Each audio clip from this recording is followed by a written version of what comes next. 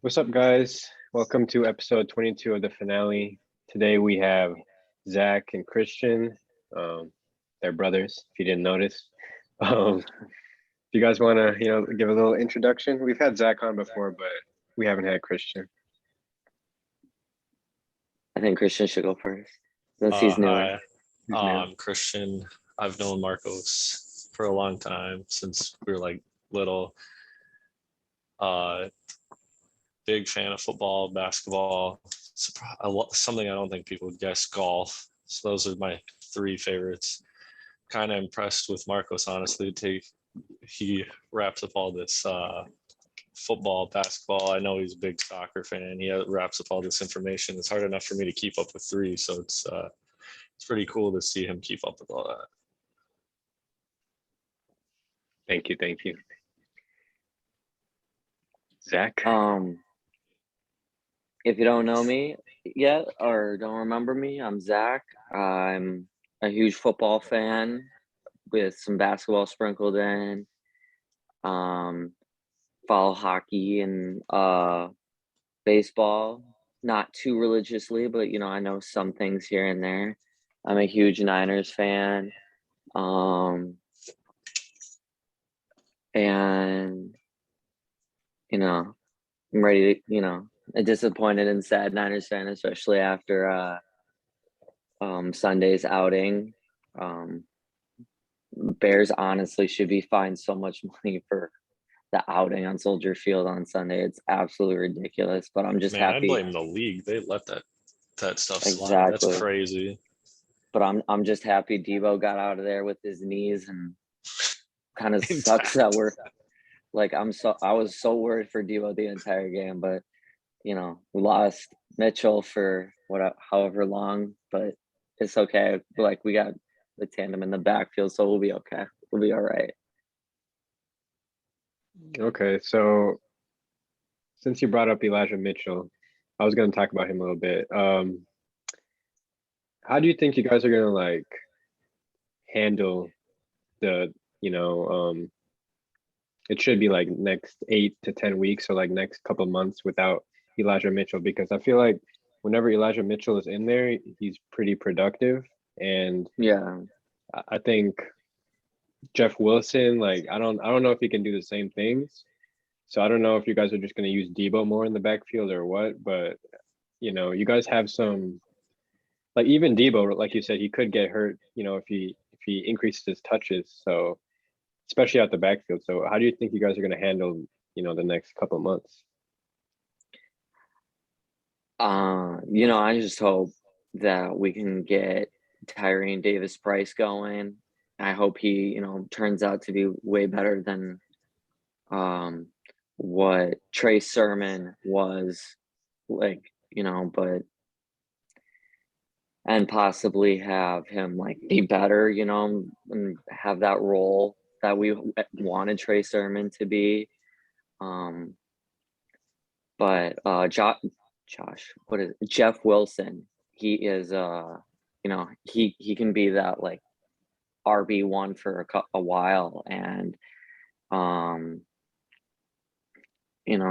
so hopefully we don't have to turn to Debo too much to be that running back out of the backfield and make every run play that we Shanahan draws up, and we don't have to run Trey Lance too much, because we need those guys for more than just run plays. I mean, Debo is still a great receiver. We need to get Trey Lance going, throwing the ball, and if they're running the ball too much, it's the season's going to derail very quick if one of them gets hurt. Okay, I see that. All right, so if y'all didn't know, Christian, like myself, big Vikings fan. So Christian, I wanna get your takeaways from Sunday for the Vikings. Their defense played an outstanding game. I was extremely surprised by that because everyone coming into the season was very heavy on offense. Obviously, you got Justin Jefferson, Adam Thielen, the top 5, arguably top 3, maybe even the best wide receiver duo in the NFL. You've got Dalvin Cook, top 3 running back. I won't go as far as to say he's the best. You got guys like Derrick Henry, Christian McCaffrey when healthy.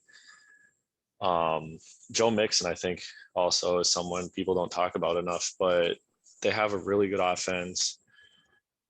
But the defense came to play. The addition of Zadarius Smith, Harrison Phillips played really well on the inside. It was just an incredible game that Donatel, I believe that's his name, our new defensive coordinator, put together.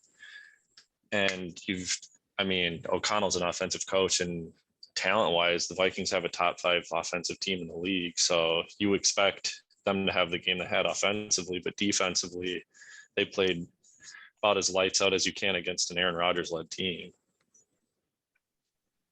That's true. Do you think the game would have gone differently if Christian Watson, didn't have Butterfingers?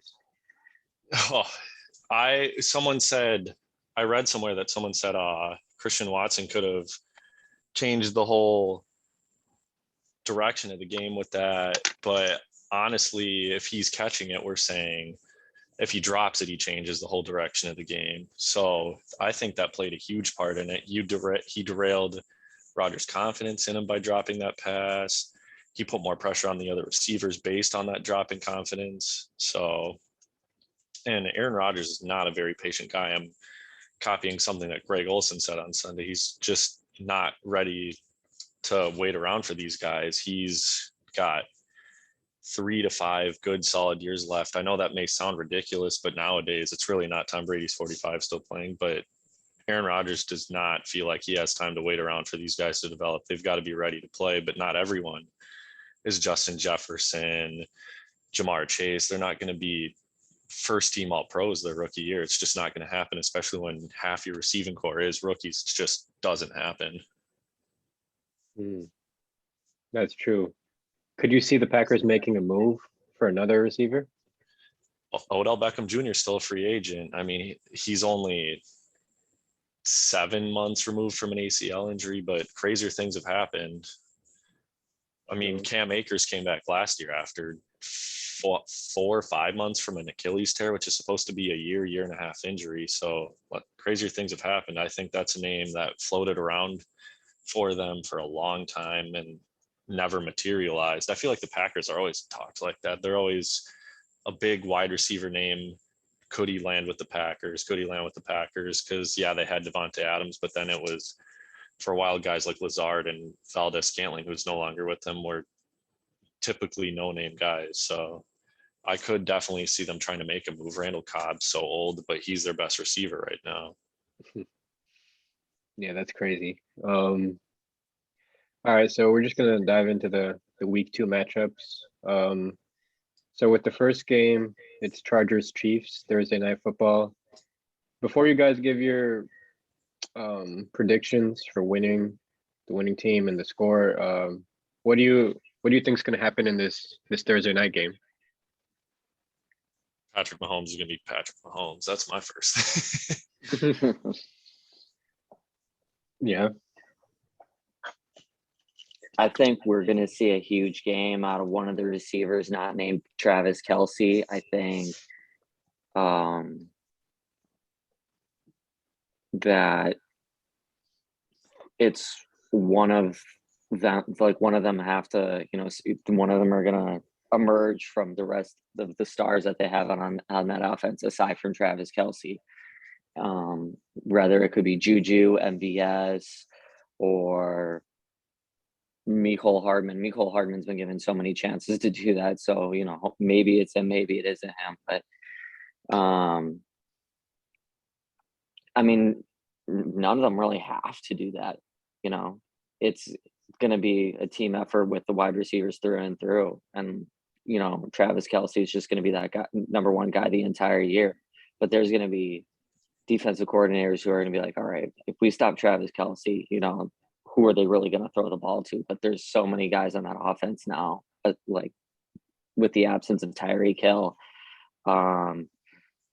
where, if Juju has a bad day, all right, we're going to go to MVS. If MVS and Juju aren't there, all right, Mecole Hardman's going to be that guy. All right, now it's going to be CEH. Okay, now it's going to be Isaiah Pacheco. They have so many pieces on that offense, Maybe one of them can emerge as, ahead of everybody else as the wide receiver one role. It's certainly not going to be as big and extravagant as Tyreek Hill's. So we could probably see Juju have a huge game tomorrow. I mean, I think that's what's going to happen, in my opinion, anyway. Hmm. It seemed like they were a little disappointed in what they got from Juju and Sky Moore. He's a name I heard all offseason. I didn't hear anything from him or Juju. I don't know if anyone else was disappointed in them, but I personally, if I was a Chiefs fan, I would have been like, I heard about these two guys all offseason. Then I don't know what their stat lines were, but certainly from just off the top of the head, wasn't anything impressive. That is true.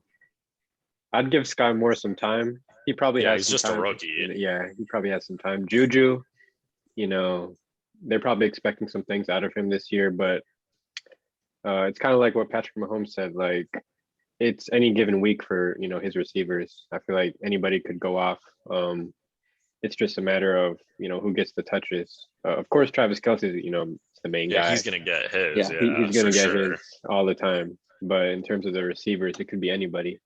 And also with the Chargers, I feel like they also have a really tough offense because they have so many weapons. Keenan Allen was ruled out, I think. Keenan Allen, this afternoon. Yeah. And even in the game on Sunday versus the Raiders, I don't even think Mike Williams had that big of a game. I think it was Josh Palmer, just like guys that, you don't really think are their biggest names were, playing well. And they obviously have Austin Eckler. Tight end, I think right now is Gerald Everett. That sounds right. They're a really talented offense, and these are likely the top two teams in the AFC West. So I think it's going to be for sure a quarterback battle. I could see it being a high scoring game. But what do you guys, what's your predictions for this game? I think that Chargers don't have as many targets with the absence of Keenan Allen. I mean, a lot of guys on their team definitely step up when one guy's having a bad day, like Mike Williams did, and you have guys like I think his name is Guyton, and then there was this random dude that scored a touchdown. I was like, who's this guy? I can't remember his name off the top of my head. And then they also have Palmer, like you mentioned. Could be a high scoring game, but I have the Chiefs winning it by 3 points. I'm going to say 28-25 on score, but it's the NFL. You never know. I mean, I'm going to call it out right now. Okay. I also have the Chiefs in this game. I have it by a little wider margin. I got them 38-27. I think in the absence of Keenan Allen, I think Mike Williams will have a solid game, but not quite what they're looking for. I think they'll rely heavily on Austin Eckler. They'll run him. They'll run screens of the backfield, maybe line him up as a wide receiver. But I think Justin Herbert will do just about everything he can. But I think just Mahomes and that offense, granted, they don't have a Keenan Allen on their offense. They just have such a great way to spread the ball. I mean, Andy Reid is a brilliant offensive coach. They run wild plays. I mean, they have Mahomes running motion. Like, they do wild stuff. They'll figure out a way to put up points. But Brandon Staley's a young coach. Justin Herbert's a young quarterback, prime time. Granted, it's been 3 years, but in the absence of your best receiver, and you have a really good running back, I just see them relying on that, and I just don't see it being enough. That's true. I'd say the Chiefs as well. Yeah, I think the Chiefs are just too dominant, and I think they're at home, if I'm not mistaken. I think that's a big advantage. That's a big advantage for them. For sure, especially how loud Arrowhead gets. Especially, yeah. So I'm gonna go with the Chiefs as well. Next game, Patriots Steelers. Steelers came out with the win overtime last week versus the Bengals. Patriots, I thought looked pretty bad last week against the Dolphins. What do you guys see happening in this one? Not having TJ Watt's definitely gonna hurt, and for the Steelers. And Bill Belichick always cooks something up after a loss. Like, we're on to Cincinnati, we're on to, Pittsburgh, and, we'll see what he comes up with. But he also had number 12 in that backfield taking the snaps. So if Mac Jones can put it all together, the Patriots can win this game. But unfortunately, I don't think it'll be enough. I have the Steelers winning, off to a great start for them. I have them winning 23-13.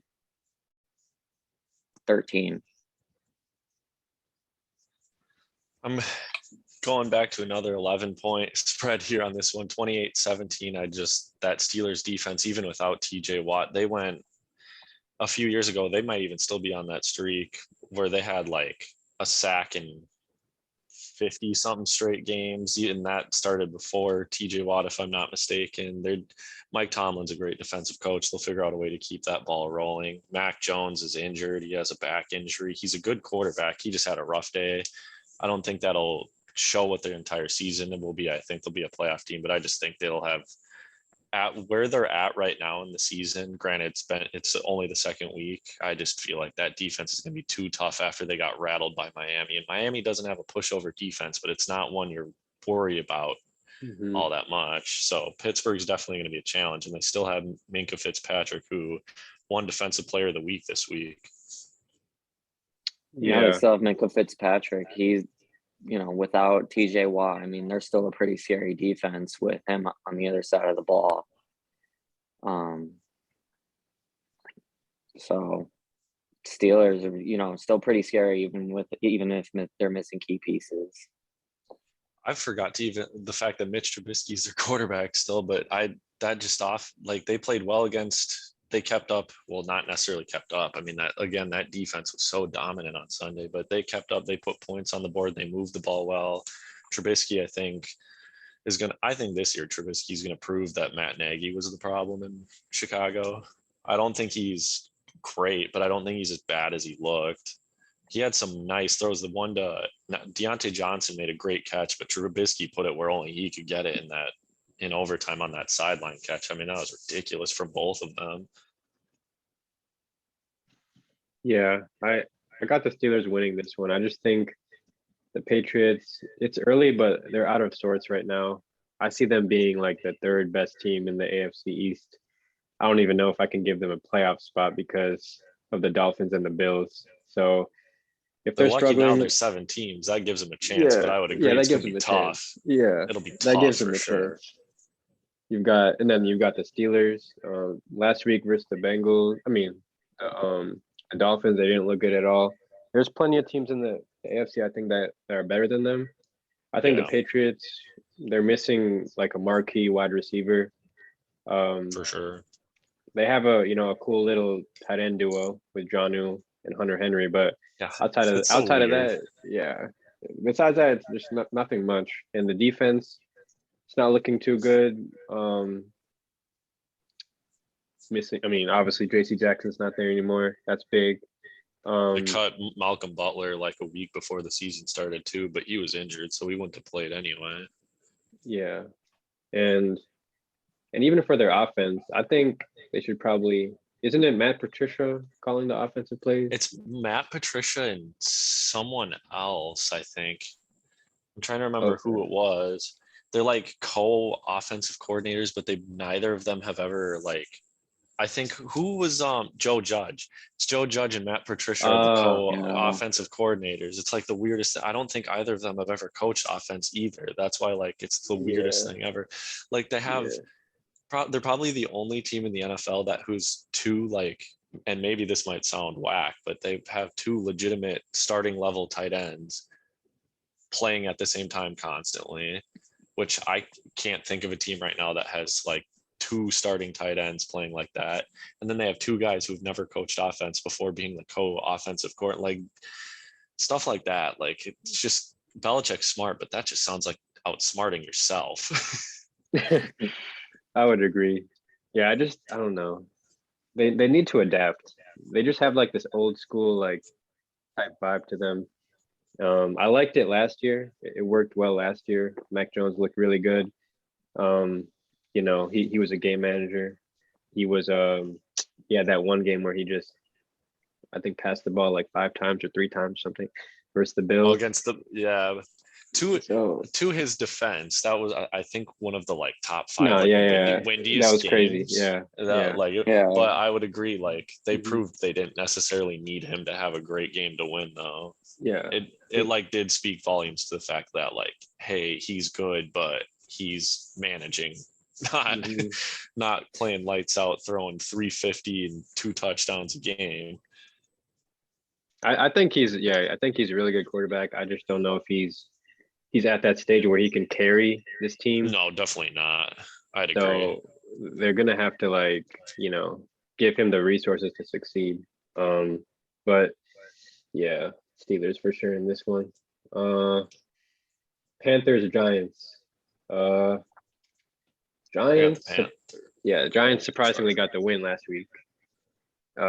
Panthers, Baker revenge game didn't go to plan.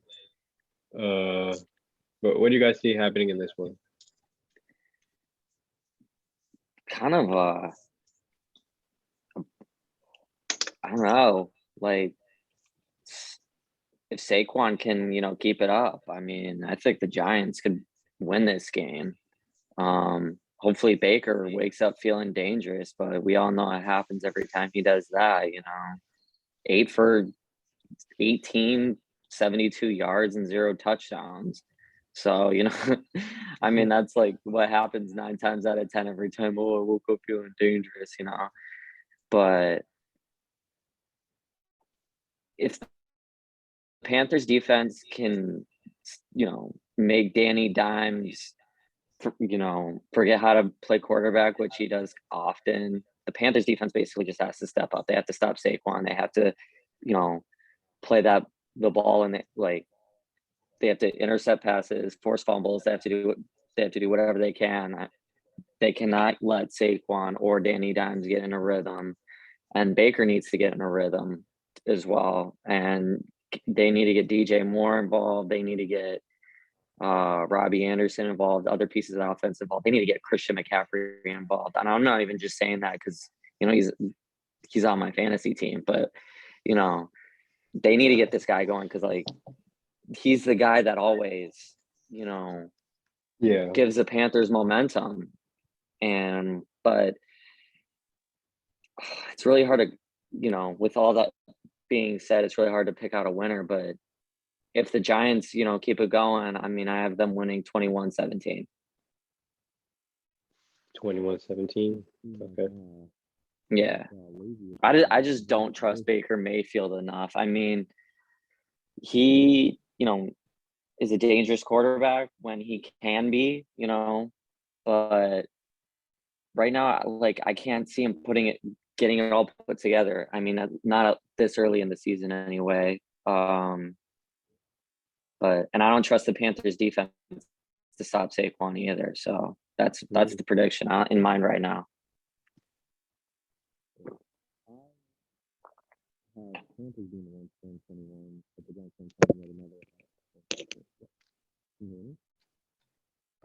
I think your phone is on top of something. It's like muffled.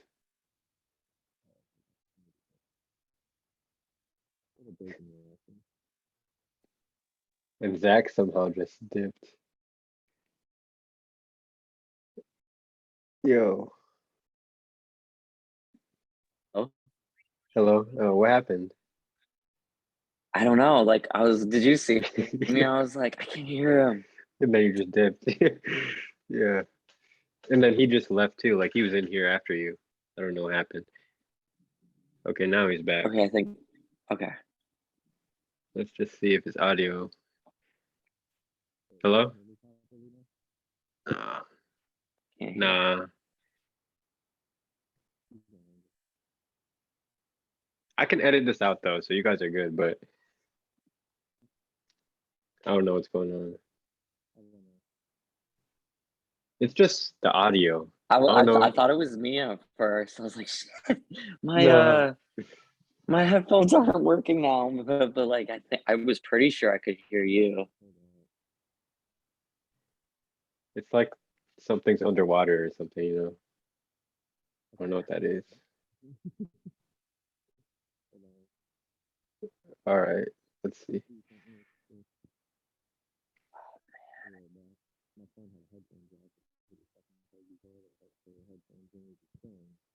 This happened last time too. I feel like I forgot what happened last time. I remember I was talking to you and I was like, Marcos, and like, and I was waiting for you to respond and you were just like frozen. And I was like, oh, what's going on? And I was like, okay, I'm just gonna refresh out of everything. And then I texted you. I was like, sorry, like that I left. Like you were frozen. I don't want to. And you're like, yeah, something happened. Yeah, that happens Oh when my I'm God. like at my house in Cottage Grove, but like over here, like I'm at my like off-campus house by the U. So like we have way better internet. At the U. Yeah. Right now, I'm still relying on my $44 a month internet. I'm hoping it's good. No problems yet, I think. No, you're good. Oh, Christian, come on. Yeah, I'll edit this out, you know. It was good audio until this point. Yeah. I'm really hoping I'm like not going and like too much. No. Because there was times when I was talking, I'm like, oh my God, I sound like Chris Mortensen right now. No disrespect to him, because you know he went through something, but like Yeah, I'm yeah. just like, oh my God, I sound so Uh, bad. I think you're good. You're making good points. Yeah. I really hope the Giants don't pull it together, by the way. I freaking can't stand the Giants. I can't stand their fans. I really hope Baker pulls it together. I mean, I could say that. Like, why didn't Yeah. I? Just be honest.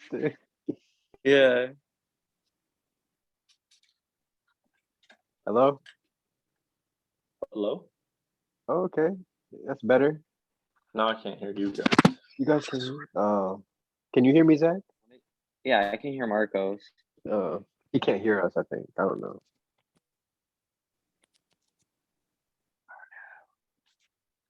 You have your AirPods, Christian, don't you? I think he can hear us, right?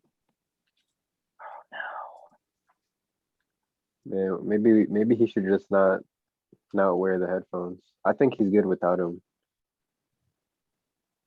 Hello? Can you hear? No, it's muffled. I'm gonna put it in the chat.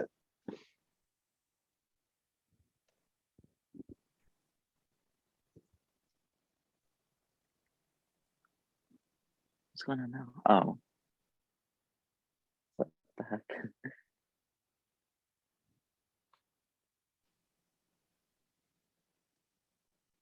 What happened now? Oh. Oh, I guess he just left real quick. Great. Yo. Christian's probably like scrambling, like, oh no.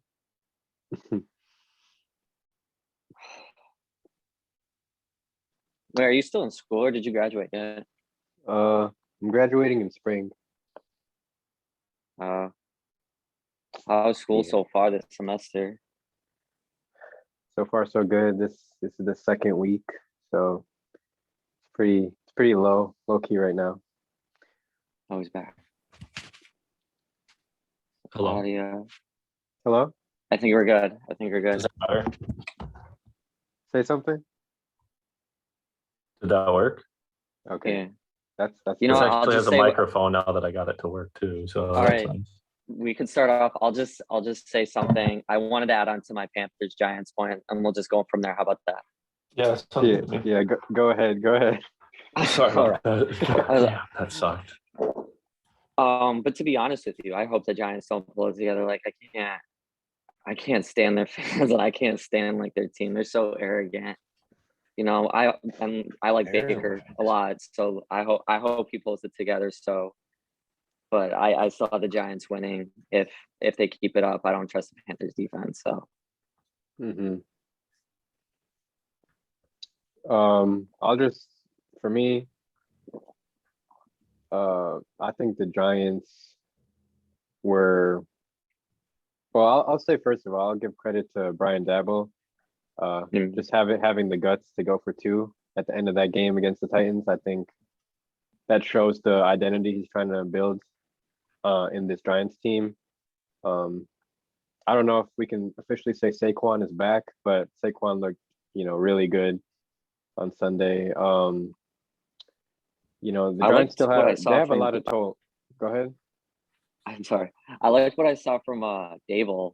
He was Dable, holding what's his God, Daniel Jones accountable for his mistakes. When I was watching the game, I saw, he was just sitting back on the sideline like nothing happened, like he just didn't throw a game crippling interception, and Dable just goes up to him and he's just like, "What are you doing?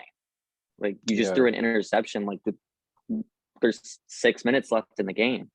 Like, do you want to win or not?" And like he just got in his face, and like I think that Mhm. could be a turning point for Daniel Jones, but we'll see. But I like the accountability that Dayball is putting on Jones's shoulders. Yeah, because Joe Judge before just seemed like a very, maybe next Relaxed time kind of coach, guy. yeah. Like, which is good. Like he can't constantly be up guys' asses, but like coaching aggressively constantly, like there's pros and cons to both sides. You can't be too soft because then your guys are like, well, if I make a mistake, no big deal. But then if you have a coach who's too aggressive, you're so scared to make a mistake that you play nervous and you make mistakes. So you got to have that good mix in it. On Sunday, it seemed like Brian Dable played with a little bit of, or coached with a little bit of both. He's just like tough love when you need it. And I'm glad you caught on to that. I see that. But for those who obviously can't see, Marcos in the chat type Mike Zimmer cough, and that's exactly what I was insinuating there, to be honest with you. That's what a lot of guys said about him after he was gone. But yeah, you just got to find the right mix. Coach your guys up when they make mistakes. You make a mistake the first time, you don't need to be lit up for it, but you make the same mistake over and over, and then something's got to be said. And I think Dable saw that Jones was making silly throws, silly mistakes. That's why he got up his ass. He's like, listen, man, like one time is bad enough, but you just keep doing it over and over again. What result are you expecting? Yeah, we've saw it over the past 4 years, or no, 3 years, that a lax approach to Daniel Jones's development, it's clearly not working. So Yeah. I think the tough love approach is probably the way to go. I mean, it's probably why Allen is the superstar he is now. But so hopefully after a few years, maybe we could, for Giants fans' sakes anyway, Daniel Jones can hopefully reach that, not reach that level, but at least scratch the surface, or scratch the surface below that surface. For sure. Do you guys have any belief still in Galladay? No. I feel like he's such a, like, I've been here before, so don't worry, I'll take care of it on game day kind of guy. And like a lot of people didn't like it, but that's the kind of receiver Randy Moss was. But he got away with it because he actually balled out every Sunday. Kenny Galladay doesn't ball out every Sunday. Like when people heard Moss say, I play when I want to play, he wasn't saying, I'm like, people thought it was, oh, if he doesn't want to play, he's just not going to. He was saying, I can turn my game on whenever I want. Don't worry about me. I've got it.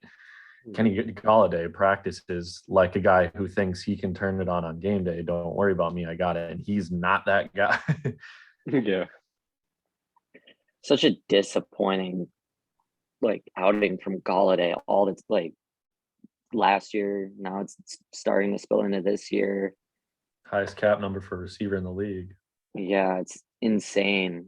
You know, Dayball should get in his face too. Like, this is like, you know, and Saquon needs to emerge as that team leader. Like, dude, like I can't be doing this every time. Like, but you know, if Galladay doesn't turn it on soon, you know, Tony looked pretty good in my opinion. There were some plays where I was just like, "What are you doing?" But you know, he looks like he can be pretty talented this season, and you know, turn it on. But we'll see.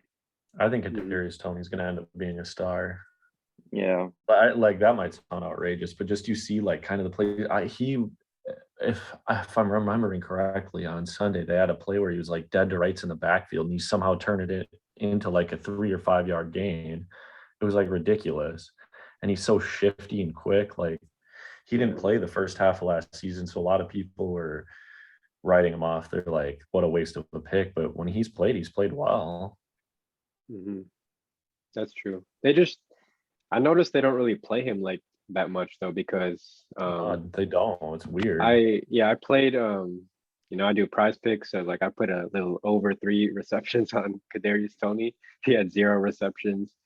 And the only play I saw him was where he made that highlight play in the backfield, and I'm like, why are you not playing him? Yeah, So why are you not using a guy that can do that? yeah, I don't know if it's like a diva or like whatever. Like I don't know how he is in the locker room, but like he has the talent. So I know he was in trade rumors before. Maybe he gets traded or something, because I don't know. I think the Giants should be using him. They have Darius Slayton in trade rumors. Like I don't know. I think if Sterling anything, Shepard. I always forget about Sterling Shepard Sterling too. Shepard, Like they have yeah. talented guys. They have It's like, talent, yeah. but Kadarius Tony, actually, it's funny. I saw a clip like an hour or two before this on Twitter of him. Like they're like, "Are you disappointed you only played like 3 or 4 plays?" Which I don't know if that was factual, if that's how little he played, but it might have been. Mhm. And he was like, "I don't care if I play 1 play, 2 plays. The most important." He's like, "We won." Like, Yeah. which is like, on one hand, you're like, it's nice, he's a team guy, and on the other hand, you're like, does he like want to play, or does he want everyone else to do it? Does he want to Yeah. contribute, or like yeah, you don't want to That's read too true. deep into it and be dramatic and be like, does he just Mhm. he doesn't want to contribute? You want to look on the positive. He's like, what? Who cares what I do as long as the team succeeds? Who cares what I get if the team succeeds? So you want to look on the positive possibilities of his statement, not the negatives. True. He clearly meant it like, I don't care about my stats or nothing as long as we win. But you know, there's going to be those Twitter GM, Twitter coaches that are like, oh, maybe he doesn't want to contribute. He doesn't care as long as he gets his game check and credit for a win. Mm, But I doubt Yeah. that's at all what he was getting at. He just Yeah. was like, what do I care? We won. exactly. Do you have a prediction for this game, Christian? See the Panthers winning. Not like crazy. I'd say like 21-17. I think it might be the game where people kind of start giving credit to the Giants for maybe being on the up and up, but I just don't see them winning.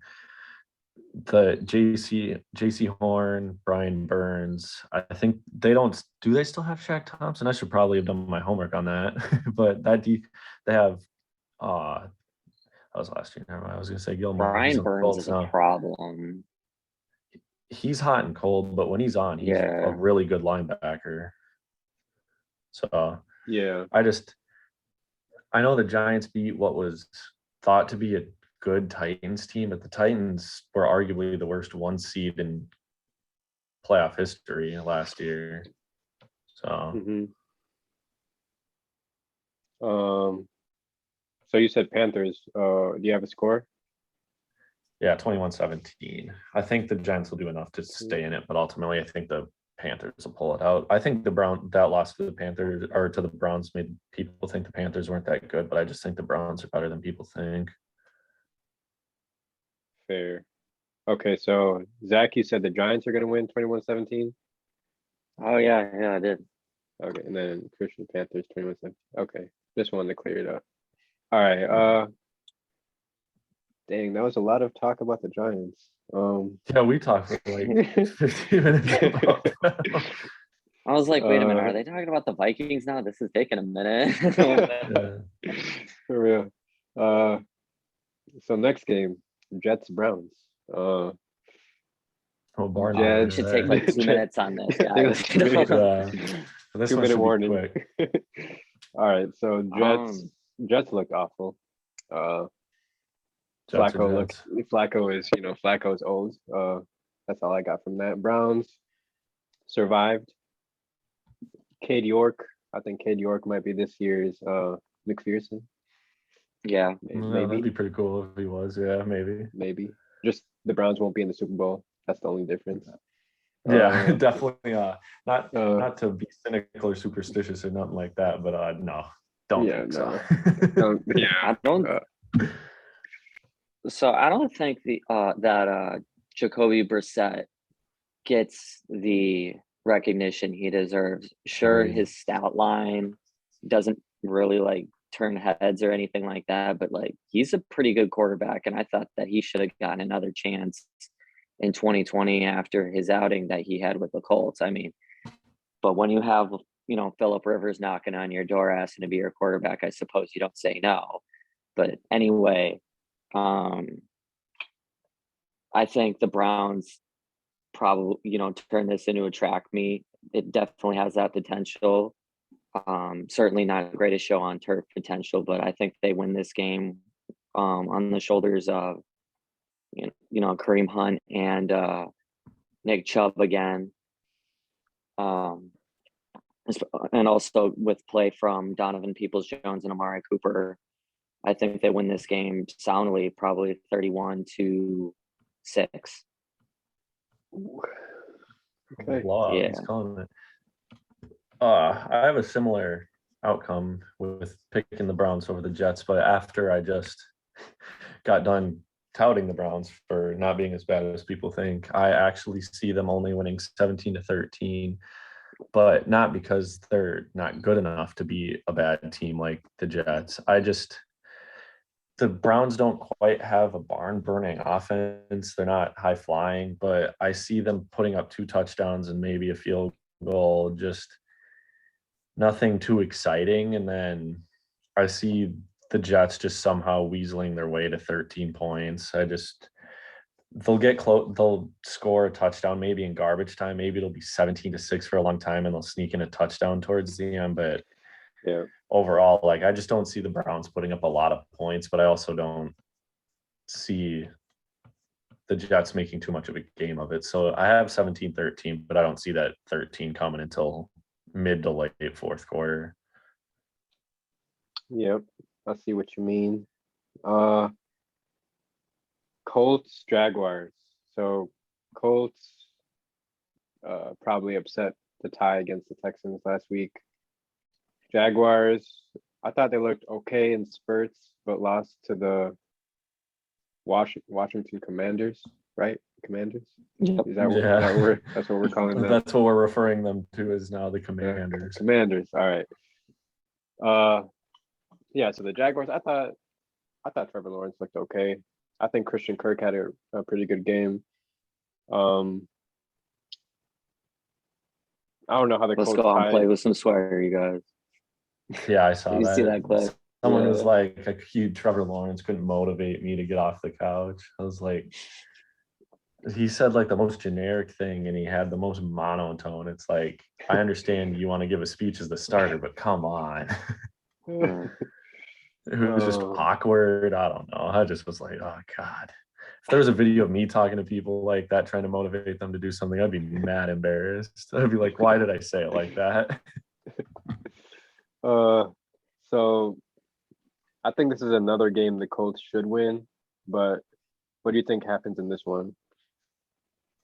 Oh, also, this is the Colts going back to Jacksonville, where Yeah. they After last year's debacle. yeah. So keep that in mind. You know Oh, what? I I'm gonna give the Colts fans a hard. They're gonna win this game 26-23 in overtime. But I think, yeah, I think the Colts do win this game, but I think it's gonna be another here we go again, type game. I think the Jags are going to get out to a pretty big lead at the beginning, but the Colts are going to march back. And they'll have I think they'll have a chance to win the game at the end, and they'll come up short. The Colts will, to win it in regulation anyway, and they're going to go to OT. The Colts fans are going to be like, can we not do this again? Can we not lose in Jacksonville again? Can we not go into overtime again? But I ultimately think the Colts will pull it out of the bag in overtime, and I think they'll win the game in a manner that they shouldn't win. The Colts should go into Jacksonville angry, motivated to just absolutely blow it out of the water, but they're not going to. They're gonna turn in an underwhelming performance again, but we'll see what happens. But 26-23, Colts win in overtime. The Colts in their last 2 games, granted, one was the last game of the season last year, and the other was the first game of this year, and they have 2 different quarterbacks in those games, just have not seemed very impressive to me. I think this season is going to be a rollover from that Jacksonville game. I do think they'll win. I just think it'll be by a point. I think it'll come down, like Zach said, to the end, but not quite overtime. I think it'll be 14-13. Something just gives me a feeling, young quarterback, Doug Peterson in his first season, no one has expectations for the Jags. They'll pull who was it that went for 2 to win it? Giants. The Giants. Yeah. I just feel like he'll have a no risk it, no biscuit kind of mentality where win it now, lose it now. We're not going into OT, which, like Zach said about Colts fans not wanting to go OT, he'll give them their wish, they'll get the result they want. But that's how I see it playing out, down to the wire, go for 2, don't get it, game over. So you said what score? 14-13. 14-13. Okay. Do you guys know who the Colts kicker is right now? They just waived Blankenship today, so I have no idea. Yeah. Okay, so Was he hurt or something, or did he miss kick no, something? he missed 2 on kicks out of Sunday. bounds and a missed field goal, I think. Yeah. I think it was 2 kicks out of bounds, but I'm not sure. I've heard that. I just knew that he missed the kick. I didn't know what it was, but Shows how relevant after I heard that Colts game was. Oh, it was like, did he Yeah. even play? What was the deal? yeah, Yeah. Dolphins Ravens. This is a pretty good game right here. Both teams got the win. I think Dolphins obviously got the more impressive win. Dolphins. Yeah, the offense- Ravens just played the Jets. That was Ravens played the Jets. Yeah. Lamar looked really good. real good. He's trying to get paid. Rashad Bateman touchdown. Shout out. But the Gophers. Shout out Rashad Bateman. Yeah, but the Dolphins offense is looking scary. And I think they're going to get better. I think Tua is going to get more comfortable with these guys. They had obviously invested a lot of money in free agency with the running backs. I know they got Trace Edmonds and Raheem Mostert. And then on the offensive line, Teron Armstead is one of the best tackles in the league. So For sure. I think they're primed to have a really good year. And then the Ravens, this is their first test, so I'm interested to see what happens. But what do you guys see happening in this one? it's kind of hard to tell with this game. I really expect the Ravens to win this game. Is it in Baltimore or is it in Miami? Baltimore. Baltimore, okay. I'm gonna go with the Ravens just because it's in their home stadium, Mm-hmm. and M&T Bank Stadium is, Tough. a home field advantage, an underrated home field advantage in the league. I think the Ravens win this game, not soundly or closely. I think it'll be like a 20-28 type of score. So I have the Ravens winning 20-28. We'll see what Tua's made of against a a scary secondary like the Ravens. We'll see what they do with Tyreek, if they actually have him, go further than 20 yards, or if they're kind of just running, the quick outs or quick passes that they kind of been doing with him. And but we'll see what happens. But I still have the Ravens winning, 28-20. That's my prediction. I have Ravens also coming out on top. I see them winning 17-10. Again, another low scoring game. I know that's not how the NFL is anymore, but both have pretty good defenses. I just don't see it being a high scoring game. Baltimore's a good team. Dolphins are on the up and up. I think we'll get a lot of defense in this game. Like I said, both are good. Lamar's going to continue to prove he has a good arm. I think that was one of his main goals against the Jets was I'm going to prove to people I can actually throw the ball. And he made some ridiculous throws on Sunday. So for anyone that thinks he can't, I think he proved them just about as wrong as they could be. But 17-10, I think if Tua was a little better, they'd probably squeak it out. But Tua's not ready to beat a team like the Ravens on the road. It's just not going to happen. Yeah. Okay. Buccaneers Saints. Yeah, what do you guys see happening?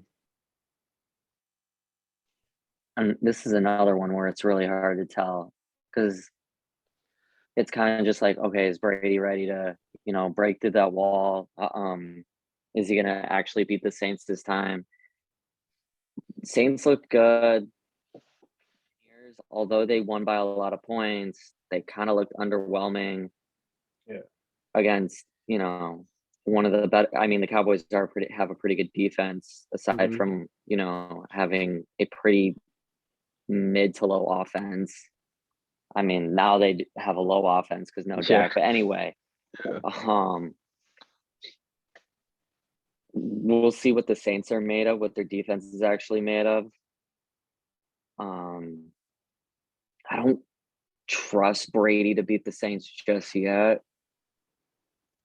but I'm gonna go on a whim and say that he breaks through. Is it in New Orleans, right? Mm-hmm.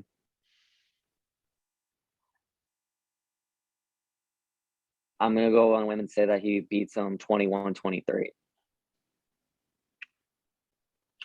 I also got the Bucs in this game. I agree. I think at least in the regular season, because they went into New Orleans in the divisional round in 2020 and beat them. But I think Brady gets his first regular season win over the Saints as a Buccaneer.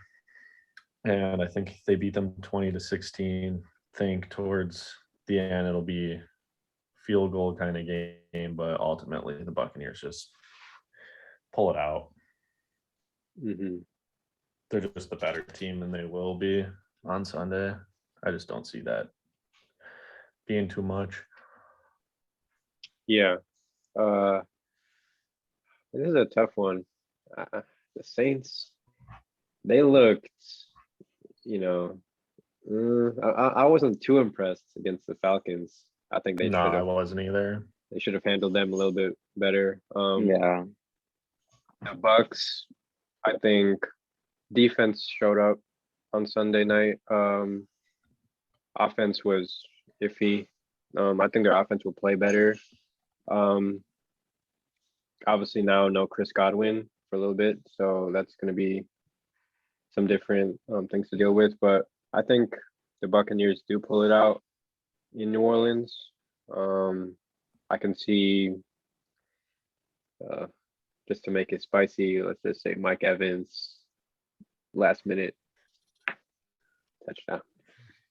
Okay. Last minute touchdown. Last minute What's the touchdown. score? So if they're going for a touchdown, let's just say it's a 4-point game. I'm gonna say 17-13. Yeah, 17-13 in this one. What do we think about Julio? Like, Oh, Julio. Is Julio actually back, or is that just, Trayvon Diggs being Trayvon Diggs? Or Nah, I was ready to say so, and then I saw how rough no. it was for him getting up after that diving catch he made. I was like, man, that's a guy that is feeling it now. Yeah. Like yeah, he's not saying he's like old or nothing, but when you like, I get falling to the ground, especially on that turf, isn't fun. Mhm. But a Justin Jefferson isn't going to dive for that ball and like get up looking like a corpse. And again, not saying Julio Jones is a corpse, but you can tell it was like, admittedly to myself at least, the first time I could see his age showing. Like he had to peel himself basically off the field, it looked like. And I might be being dramatic, but he just did not look young getting up after that. Nah, it's like definitely not. It's like Calvin Johnson said, going up for those jump balls. Yeah, it's flashy, it's exciting, it's a great It beats highlight, you up though. but it beats you up. It's like falling off a 10-foot ladder each time. Yeah. You jump when you're just going up in the air and like just on the turf. Oh, it's a Mhm. great sound effect, but yeah, Yeah. Yeah, Yeah. exactly. That's another reason why I just want to give the benefit of the doubt. Maybe it wasn't his age. Maybe, like you said, the guy's just, his body's just so tired of going up and fucking slamming on the ground. Excuse my language if we're not supposed to swear. Nah, you're But- good. You're good. but- No, but yeah, I think Julio he's gonna have a lot better of a season than he did with Tennessee. Agreed. Tannehill. I don't like Tannehill. Just I Yeah, used to like no. Tannehill, but I think once they paid him, he didn't look the same. Even last year, I didn't like him. I think he was the reason they lost to the Bengals. And unfortunately, I got Robert Woods on the fantasy team, so Robert That's Woods, rough. that's rough. I don't Yeah, see that panning out. it's not gonna go well. I dropped him for But, Julio. man, Julio's way better. Right now, I'd take Julio because Godwin's yeah. out. So. Yeah, Julio Yeah. is gonna play really good. And I was even impressed with some of the passes that Brady was throwing down the field. Like, Oh, I was just thinking that night too. I was like, this man is just launching. I've Yeah. never seen him throw 40-yard bombs that often in one game. Like he's capable of doing it. He's done it, but Yeah. it was like 2 or 3 times a drive. I was like, I've never seen you act like this before. yeah, Brady is different. But for sure, I got the Bucks in this one. Oh, Michael Thomas. What do you guys think Michael Thomas is back as one of the Yeah, I do. top 5 receivers? I think by the end of the year he'll be top 10, Yeah. not top 10? 5, but top 5. I think Okay. I think Got if him he stays healthy, Got him on a fantasy team in one of my leagues. So yeah, hopefully. Two touchdowns on Sunday. yeah, man was foaming at the mouth. On my That was bench. crazy. But yeah, I think he'll return to form. I think he showed Sunday. He's like, I'm still me. I was just not playing. I was hurt. Yeah. Yeah, that's a big He's got to stay on weapon. the field to do it. Mhm. He's got to stay on the field to be back for sure. Yeah, 100%. That's true. Okay. Next game, Commanders, Lions. So yeah, we said the Commanders got the win last week. I thought Carson Wentz looked pretty good. Dotson, He played. I thought, yeah, Dotson as well. They don't have Chase Young right now, right? I think the defense still played good. Yeah, they don't Um, have him right now, but they have like with Chase Young. I think people considered them like a top 10 like defensive line, like front 8. They were like really good. Oh yeah, yeah. Their defense is definitely their strength. Definitely. So I think don't know they're who gonna be. number 22 is on that defense either, but that guy can ball.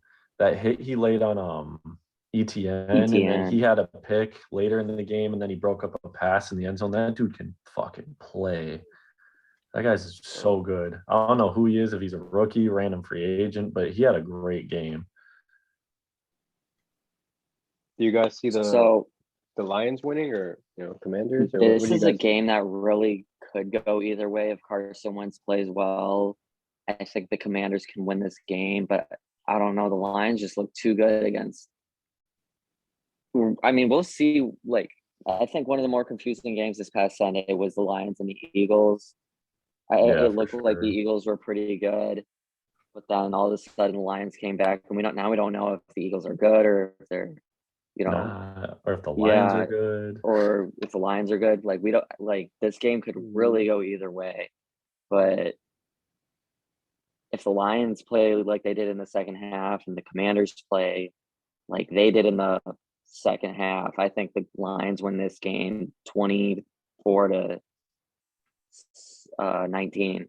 I just I don't know. Like I mean, we'll really see what the Lions are made of.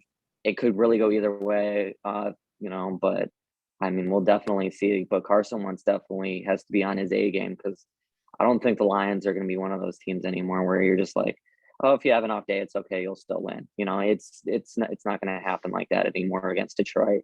You have to be on your P's and Q's the entire game because the Lions are definitely capable. Their defense is capable. DeAndre Swift. Um, who else? God, I just can't remember like players' names off the top of my head. I mean, Jamal Williams. Jamal Williams, Amon-Ra St. Brown, like, they got that two-headed monster in the backfield in Detroit, and they got Amon-Ra St. Brown. I mean, if Jared Goff can put it all together, but even if Jared Goff has a bad game, I feel like the Lions could still win. Mhm. That's like their defense is pretty decent. They held Jalen Hurts in check in the second half. So I mean, we'll see what happens, but I mean, I got the Lions winning 24-19. That's the prediction right now. Okay. I agree that the Lions aren't a pushover team anymore. I also, though, don't see, not because I think the Commanders are some great team or anything, but I don't see them winning. I do see it being close. I do see it being high scoring. I think the Commanders win 30-28. I just think Carson Wentz keeps it going. Hopefully for my fantasy team too. He's my second quarterback on our league. We get 2 QBs is my second one, so I'm crossing my fingers on that one. But I just think Carson Wentz might be returning to form. I hope he is for his sake, not just jokingly again my fantasy team, but he was a good guy you wanted to root for. But I just see the Lions, them not being a pushover is technically who they have been the last season and a half. It's just they haven't been able to keep off the pushover stuff long enough until the end. Like they Yeah. stick around, they come back, they keep it close, but they just haven't ever really, while being able to do that, close out a game. Unless, of course, they played the Vikings without having a win yet. Then they did it. But but yeah, I think it will just be it'll be the same old movie on Sunday for the Lions. They'll play hard, they'll play tough, they'll keep it close, and then in the end they won't pull it together. Yeah, the Lions lock. Yeah. Mhm. Okay. I can see that. Um Seahawks, 49ers. So yeah. What do you guys see happening in this one? Geno Smith, what Geno Smith say after the game? They wrote me I off, but I didn't write back. Yeah, that was good. That was That was nice. cold. That was good. That was good. Yeah. I am so sick of the Niners losing to like these backup quarterbacks. Like they lost to Colt McCoy. They lost to Zach's not gonna like my prediction. I mean, and then like if they lose to Geno Smith tomorrow, I wish it was tomorrow. That means I'd get to sleep in tomorrow. You know, but they really got to get that run game going with with players other than Trey Lance and Deebo Samuel. Like, Mhm. you know what I mean? Like I said earlier, like I would really rather not like rely on them in the run game. You got to get Jeff Wilson. I keep almost trying to say Josh. Jeff Wilson. You got to get Jeff Wilson going. You got to get Tyrene Davis Price in a rhythm.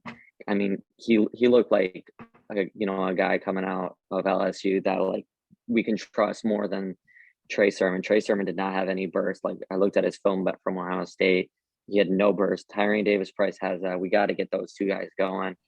We got to get them in a rhythm. And then, we got to get Trey Lance in a rhythm throwing the ball too. We're probably not going to have George Kittle catching passes, but we still have Tyler Croft. We still have Ross Dwelly. We got to get Brandon Ayuk in a rhythm. We can't rely on Debo all the time. I mean, Debo, can pop off, of course, like he can have his game, but like the entire game cannot be around Debo Samuel. So, I mean, obviously you want to get him in the rhythm, but anyway, without that being said, really wish I could confidently say the Niners win, like with confidence, but I'm gonna, on my tippy toes, I'm gonna say the Niners win 24-20 on Sunday.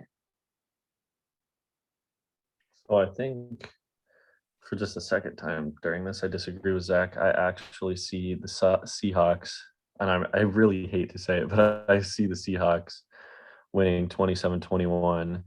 Not because I don't think the 49ers are good, and I think aren't good, and I think the Seahawks are, but the Seahawks, Pete Carroll is such a good coach. They put together a great game plan for Geno Smith. I think they do it again. Trey Lance is going to be a good quarterback. I think he'll go to multiple Pro Bowls. He might even be an All-Pro once or twice, but he just isn't quite still for some reason. He just doesn't. And again, the conditions, you definitely can blame the conditions, but you're pro adapt. But he didn't look ready to me still. And that's not a bad thing. I don't think he's going to be a bust. It just was a rough situation. I think this week he'll do better, but it just won't be enough. And the Seahawks pull it out. So Geno Smith on the road. Geno Smith on the road. But for some reason, the Niners, I think they have the worst home field advantage, in the league. Like Candlestick was, electric Oh, that all the was time. crazy. Levi Stadium. It just doesn't feel. It just feels like the new know. stadium thing just was forced. Yeah. It's like, we need a new one, so we'll build one. And it just took away the vibes and the home field advantage they always had. I mean, don't get me wrong, Levi Stadium can get electric. I mean, we saw it in the 2019 NFC Championship game. But yeah, we saw it in the 2019 divisional game too. Yeah. I wonder if either of you saw my tweet on, I think it was Monday or Tuesday. I can't remember. But anyway, everybody's like, I think the Niners have, a better option on their bench. And I'm just like, what is everybody's infatuation with the Niners bench? This was the same questions we were asking last year. Like, Jimmy G can't do it. The best option is on their bench.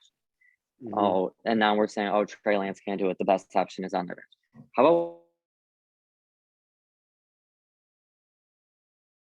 on the field? How about we answer the questions that we have on the field before we look at the Niners bench? There's no reason to be looking at the Niners bench now. I mean, even week 2 in the season, or week 1 after week 1 in the season, it's actually ridiculous to be looking at the Niners bench now. There's no reason for it.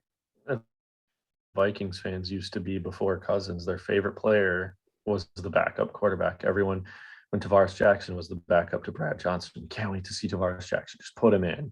Christian Ponder, when Donovan McNabb was the starter, put Christian Ponder in. And why are we watching McNabb?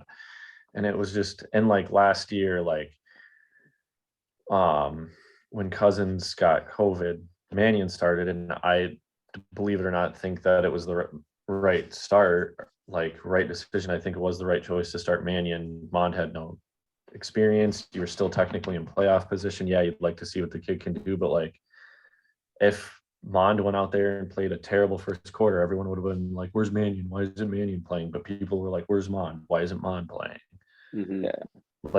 Some fans, for some reason, the backup quarterback is their favorite player. Maturing is realized. Maybe they don't like the guy for whatever reason, but for some teams, for some reason, people love the backup quarterback. Maturing is realizing that you got to support the guys on the field before you even look to the bench. Yeah. You know, like, I mean, unless, you know, like you said, Cousins is out, and then you're looking now. Mannion's on the field. Mannion's sticking it up. Okay, well, Mannion's not the usual quarterback anyway. So how about we give him on the shot? That's the only time like you look at a team's bench. But like, Yeah. it's just like, come on, like, okay, so what? Like, you know, there's no reason to be looking at the bench. Like, let's look at what the starter can do to improve. Let's get this thing rolling. It's just going to discombobulate everyone. It's not just going to discombobulate the quarterback. Now he's being benched, and then, you know, now the guy coming off the bench has to start. It's not just going to discombobulate them. It's going to discombobulate everybody on the field, and everybody's like, okay, now I gotta get used to his throwing motion. Now I gotta remember where he usually puts the ball where I want it. You know, it's just, it's people, like, it looks good on paper to get the backup guy in there, but in reality, it could start a mess, you know. Mhm. But hopefully the Niners pull it out for my sake, for my, you know, Okay. keep Lance on the Uh, field until he gets yeah. injured, for real. Yeah, I mean, I would agree. Like, I don't think there's. I mean, I know they brought back or kind of like restructured Garoppolo's deal, but that's probably just like an insurance policy. I think they're gonna. It For sure. Yeah. everybody thinks it's because they don't believe in Lance. No, it's because they didn't believe in Purdy, and they didn't believe in Sudfeld. So like we're And la- screwed if like- something happens to Lance. Yeah, like, I remember I saw a tweet during the season. Cousins being out 3 games cannot automatically mean 0-3. Trey Lance Yeah. being out 3 games cannot automatically mean 0-3. So let's get a guy that we trust, a guy that knows the offense, a guy that knows the system. So we have it out, like, we can go 3-0, 2-1, whatever. But, you know, we don't want it to automatically be 0-3. Yeah. That was the reason for bringing back Garoppolo. Yeah, that's smart. I mean, that's kind of like the Vikings. You know, they had a quarterback battle in preseason. Both They're the like, guys yeah. sucked. No, they're like, let's just get Nick Mullins in here. Let's get Nick Mullins, you know. And yeah, so I definitely see what you're saying. Falcons Rams. Falcons lost, but I still thought they looked impressive. Rams lost. I didn't think they looked impressive, but they played a way better team. So Yeah. I mean, if they can get C/P84 in a rhythm, they can lose this game by 10. But you know, they need to get Pitts in oh yeah. in a rhythm too. They need to get him going. I mean, you spend the 4th overall pick on this guy. You need to pass him the ball. Like, come on. Mariota looked pretty good. I don't think anybody realized this, that the number 1 and number 2 overall pick played Yeah. on. I didn't hear a single announcer, a single analyst. Nobody said that the number 1 and number 2 overall pick from 2015 played each other on Sunday. That's all they could talk about. I when they didn't played even- each other in 2015. Yeah, I didn't even notice that until after the game was over. I was like, wait a minute. Yeah. Hold on a Yeah. second. On different teams than they were drafted But- to. Yeah. Yeah, if they can get Cordell Patterson and Kyle Pitts in a rhythm, I think they can lose this game 20-10. And if the defense can show up a little bit. So even with all that, the Rams win. Yeah, 20-10? I just don't see the Falcons winning this game with all things considered. Even if Mariota turns in a perfect passer rating, even if the defense gets a couple of turnovers, which, you know, with Stafford, there are some question marks there. yeah. But I think all that has to happen for the Falcons to win this game. It is in LA, right? I keep asking you. Yeah, so I don't see, unless, you know, they watched some film from the Lions game last year, because the Lions almost pulled that upset out of the bag. But, you know, hopefully they do, and, you know, they do all that stuff the right way, they can win this game. But I think the Falcons or the Rams win this 120-10. This after Zach pointed a few things out, I'm kind of rethinking my original prediction, but I'm going to stick with it. Might as well. This is the only game I have as a blowout, 31-7. I didn't originally, like I said, Zach made me reconsider, but I might as well stick with it. I don't think much of the Falcons. I know they stuck well with the Saints, but Mariota's really good. Patterson's really good. Just for some reason, something just gives me a feeling the Rams come out tuned up. They'll need what they'll feel like is a tune-up game, like in college when Alabama plays East Mississippi Tech. That's Division II. Like it's just that's how they're going to go and win with this mentality. They're like, we need a win. This team we should beat. And I just think they put together a complete game. McVay figures it out. They blow them out. It's at home. Yeah. That's just how I see it going. Yeah. I think Bobby Wagner is, for the most part, unimpressive. I was Yep. not impressed by him in the opening game. I think he had a lot left to be. Are you frozen? Not me. Oh my God! Okay, yeah. Remember to cut that part out. I think he had a lot left to be desired. I got scared for it. You know, I'm just not impressed by Bobby Wagner in the slightest. I think losing Von Miller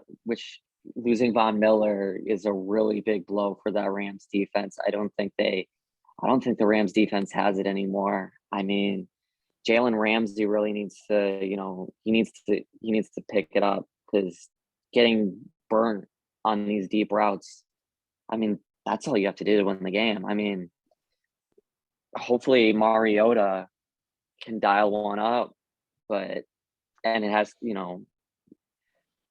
don't see any player on the Falcons making that play unless it's Pitts, but we'll see.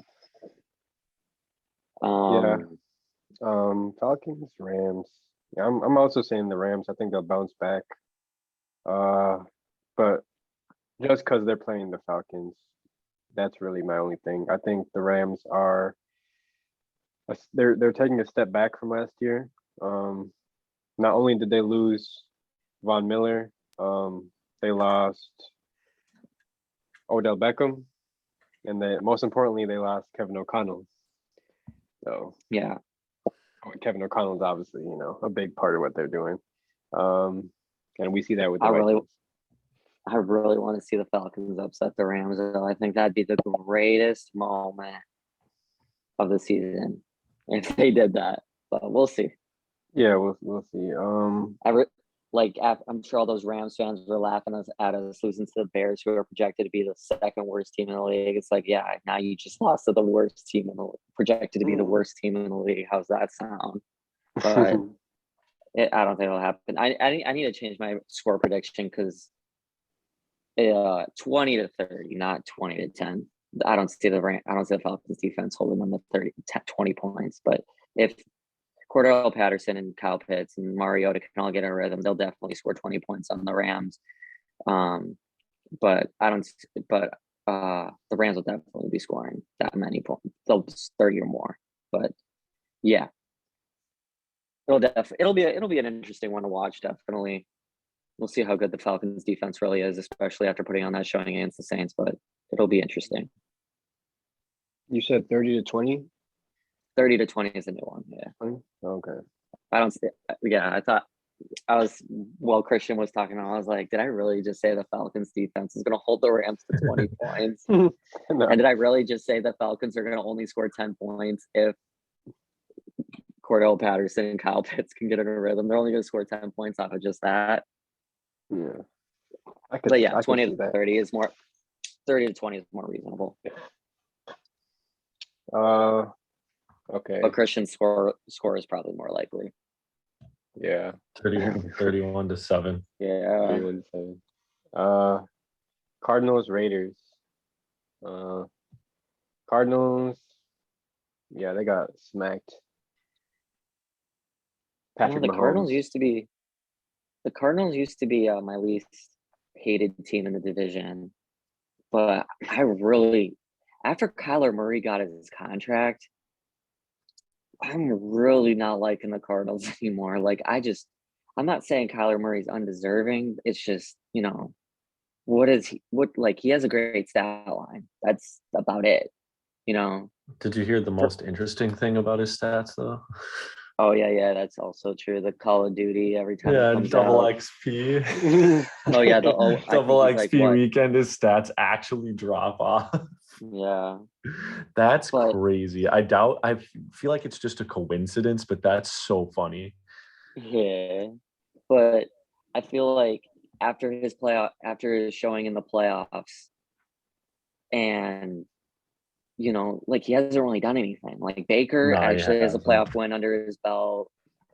Sure, he doesn't have the stats, but like those two And are in the probably gonna, they're one gonna playoff game he lost, they put up a fight against the Chiefs. yeah, So like, and those two are going to be compared probably for the rest of their careers based on their success, not certainly not statistical and certainly not like greatness or whatever, but based on their success, they're definitely going to be compared. But I think it should have been Lamar that got that contract instead of Kyler Murray. I think Kyler Murray, like he's only been in the league, he's played 3 seasons, 0 playoff wins, 1 playoff appearance. Unless I'm getting something wrong, I don't. But oh, that sounds I right. really hope Carr and Adams put this together, and I do think they do. It's all up to that defense of the Raiders, but I think the Raiders win this one 27-23. I agreed. I think the Raiders are going to win this. I think it'll be a high scoring game. I do think the Raiders are a good team. I don't think the Cardinals are very good, but I think they're good enough to put up points and keep up with the Raiders. I think it ends 35-30. It just too much Carr, too much Adams, which I know might sound weird, but because they lost. But when you consider the team they lost to and how they lost to them, they kept up with a Chargers team that's supposed to be one of the best in the league. That AFC West is, I mean, it remains to be surely seen, especially how the Broncos played Sunday night or Monday night. But you could make a really strong argument it's the toughest division in football, and they looked like a good team on Sunday against a fellow division opponent. So, but yeah, I think they win 35-30. Yeah, I think the Cardinals are gonna struggle. Like they're usually pretty good on offense, but I think they'll have some struggles until Hopkins comes back. And Rondale Moore, I think would have helped them on Sunday as well. And obviously losing Chandler Jones, I mean, he's still productive. Is Chandler Jones going to be playing for the Raiders in this game? I can't remember. Is he hurt? I don't even know if he was hurt or not. I don't know if I saw him playing. Maybe we'll have to look into that. Here, I can check. But it looks like he's playing. Yeah. So yeah, that's also something to consider. But yeah, the Cardinals defense doesn't look the same. And then the Raiders definitely look pretty good versus the Chargers. So I think Kyler Murray will, be able to put up at least 20 points with, his offense. But besides that, I just don't think they can handle the Raiders, especially in Vegas. So I'm gonna pick the Raiders here too. Texans, Broncos. This is interesting to me. Let's ride. Let's ride. Yeah, Broncos look pretty, Not great. yeah, underwhelming. Underwhelming. Yeah. Yeah. I think underwhelming is a good word for it. And then the Texans, I thought they impressed, in my They opinion. played really well. Yeah. Yeah, so OJ Howard, 2 touchdowns. Yeah, so I mean, maybe the Broncos bounce back here, but what do you guys see in this one? Broncos Texans. Oh, sorry. I was like, oh no, what am I getting? Just like that. Did you read the book did you read the chapter last night? I'm like, oh, but Broncos Texans. Flashbacks. I know. I had a horrible flashback just now. But anyway, I got the Broncos winning. Davis Mills looked pretty impressive to me. You know, Brandon Cooks can turn it up. If Davis Mills, if they can get that connection really going, I think the Texans are capable of winning this game. But I definitely see the Broncos winning this game pretty soundly. I think Russ is angry, and you don't want to mess with Danger Russ, the real woke up feeling dangerous guy. Yeah. I think they win this game 27-9. I don't think the Texans have the defense, although they contain Jonathan Taylor pretty well, but I just don't think they have the defense that can contain Russ's aerial attack. They can certainly slow down Javonte Williams and Melvin Gordon, but I don't think they have it to stop Russ. So that's my prediction for that one. Yeah, I agree. I mean, Derek Stingley. True. Yeah. We'll see if Russ shies away from him, or Cortland Sutton could have a quiet game. Jerry Jeudy could have a quiet game, thanks to Derek Stingley. But there's two of those guys, and only one Derek Stingley, so we'll see. Yeah. But Yeah. I have kind of I agree. I think the Broncos take this one over the Texans like 30-20, but kind of like the Jets getting that 13 towards the end against the Browns. I don't think they hit 20 till the late. I think it'll be like garbage time. So like if you really want to be technical about it, it'll be a game where the Broncos at one point are up 30-13. But I think, in recent years, we've seen a lot of teams, they're projected to be bad. They start off really bad, but towards the end of the year, they start to look average and start to look pretty good, and they get some hype for the next season. I think the Texans might turn out to be one of those teams.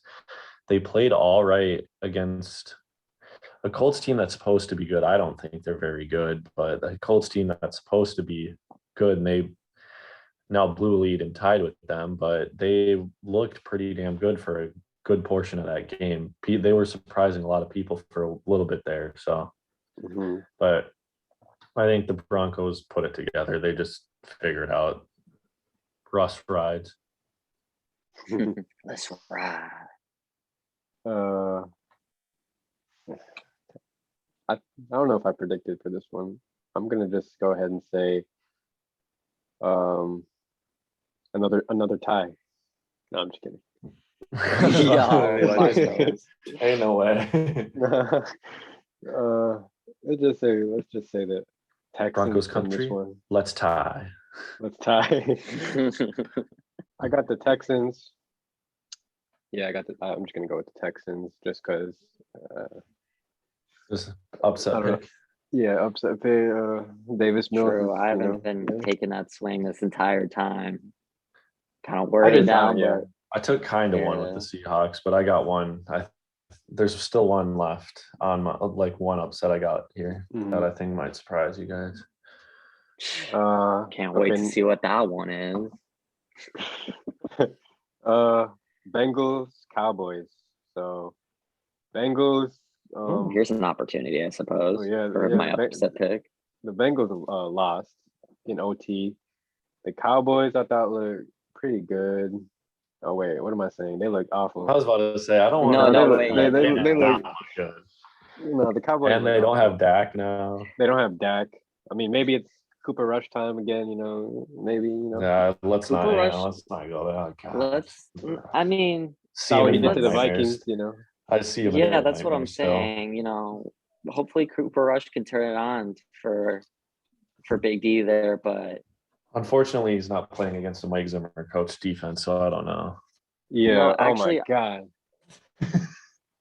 I don't know. I really want to pick the Cowboys just because I don't really think I have an upset pick yet. I mean, the Cowboys are definitely capable of winning if they can get Zeke and Pollard in a rhythm. You know, I'm saying that with all these games, if they can get this person in a rhythm, you know, but It's just the way it works sometimes, though. You get your yeah, playmakers in rhythm, I mean, you get them going, that's you can really win games. and CD and Rush got to be like on the same page the entire game for Yeah, this to happen. And the Dallas defense like needs to be on the entire game because Burrow and Chase aren't slowing down for anybody, you know. except Minka But Fitzpatrick. I mean, obviously Marco was in that chat. He said Jefferson is better than CD. No one's challenging that. The only Except for Cowboys. Skip Bayless. If you Cowboys see, fans, did you I see? don't know. yeah. You see what Skip Bayless's reaction when Shannon Sharp was like, Jefferson is miles ahead of him, and Skip Bayless had this look like, you are a crazy man. No, Skip Bayless, you are a crazy man. Some might even say stupid. I mean, I don't know if Emmanuel Jefferson. I'm taking Yeah, Jamar. I think not to sound like a homer or whatever, but I think I'd take Jefferson over any receiver right now. Yeah. I don't But know keep if Emmanuel going, is still on yeah. that Cowboy.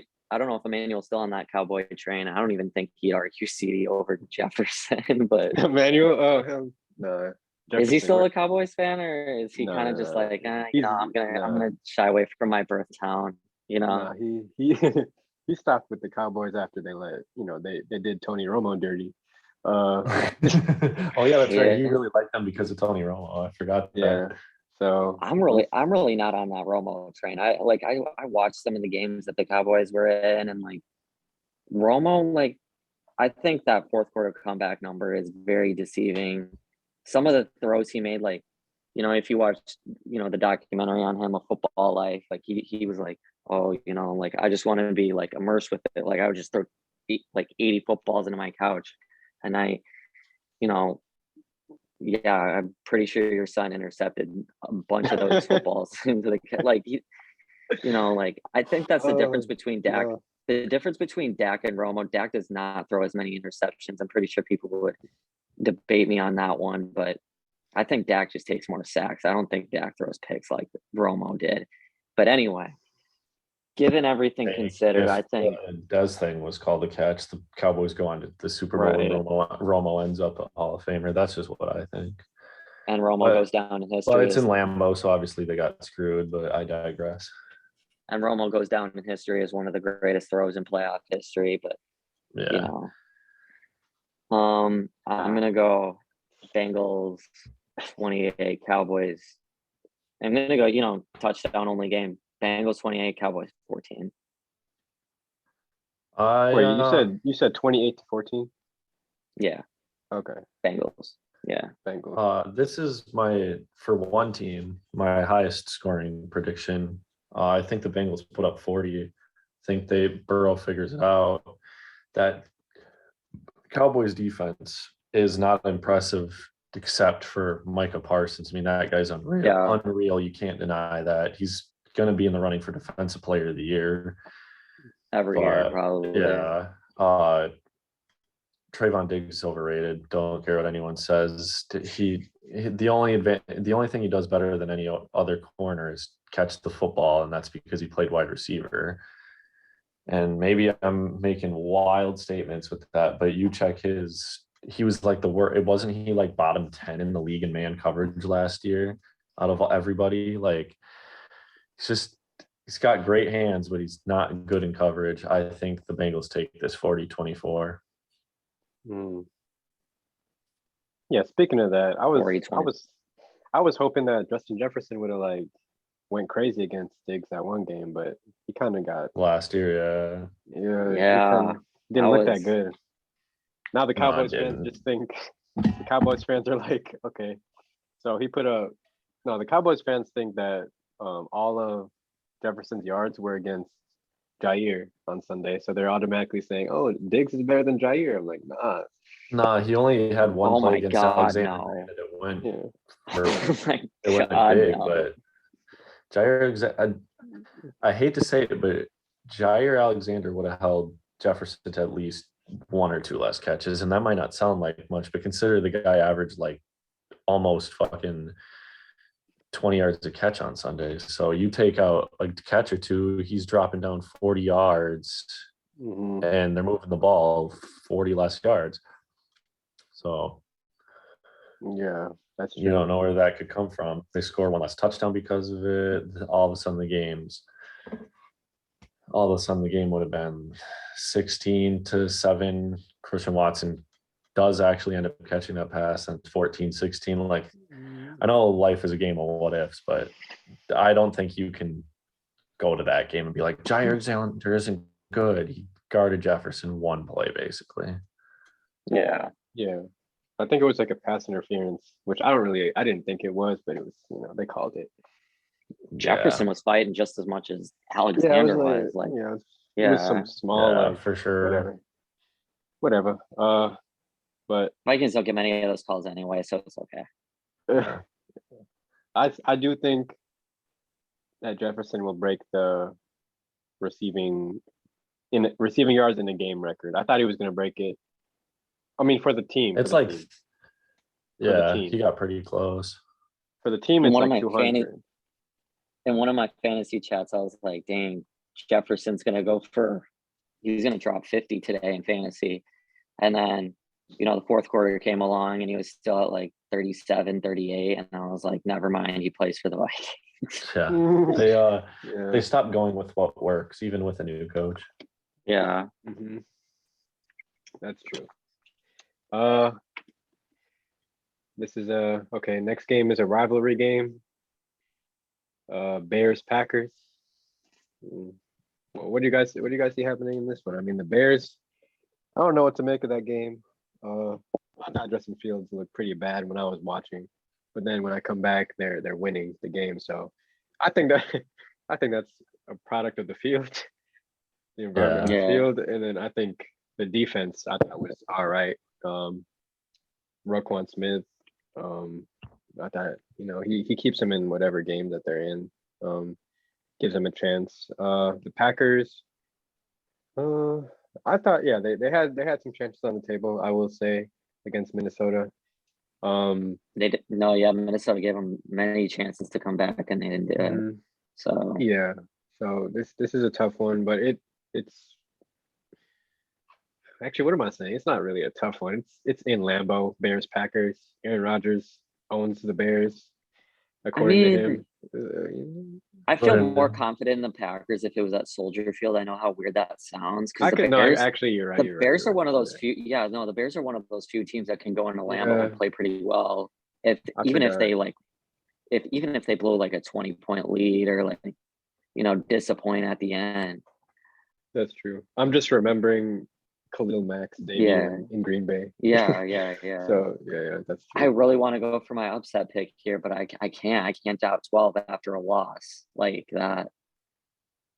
But oh man, this is so hard. This one's really hard. Like, I never thought we'd be sitting here, Bears Packers and really trying to think about who could win this game. But I'm gonna go with Packers 20-17. I think the Bears can be up 17-0, and then Rodgers is finally like, all right, we're not doing this anymore, and Christian Watson finally catches that deep ball, or Sammy Watkins turns in one of his anomaly games, as he does early in the season. Aaron Jones turns it on. Dylan punches it on the goal line every chance he gets, but I have the Packers winning 20-17, definitely. So this actually is, in fact, where my upset pick is. I have the Bears taking it 33-28. Marcos before this asked us to give a bold prediction, and this is also going to go in with my bold prediction. I think the Bears prove they might be a team to look out for. I think ultimately they won't be, but they make people think they will be. I think Justin Fields out of nowhere just randomly has a career game. Again, this is a bold prediction. Realistically, this will not happen, but bold prediction, Justin Fields goes nuclear 325 yards, 4 touchdowns, no picks. Bears defense holds up against the Packers, and they even get a safety on Rodgers in the process. That's where the 33 comes from, 28, safety 30, another field goal 33. And I think the Packers do get in the end zone 4 times, but that's that. And 33-28 in the most random and unlikely upset possible. Damn. I mean, that's bold. That's- That's bold. Okay. Titans Bills. This Bills. is Monday night. Yeah, this is one of There the we Monday go. night games. So it's in Buffalo. Buffalo's coming off that big win. It's been a while since they played though. And then the Titans. Yeah, the Titans looking pretty bad. But what do you guys think what happens here? I think this is a King Henry game, King Henry classic game. He always against the Bills. I mean, he kind of Okay, just yeah. turns on a different switch, and I Yeah. think this is this could be Traylon Brooks' coming out party. And Robert Woods has an average game. The defense plays pretty decent. They channel that first half against that they had against the Giants. I'm gonna and I think Diggs, kind of disappears as he does for a few. That like there are some games where he kind of just Mhm. poof, he's gone. I think Gabe Davis has a pretty decent game, but I'm gonna go with the Titans 24-21. I think it's in Orchard Park, New York, right? yeah.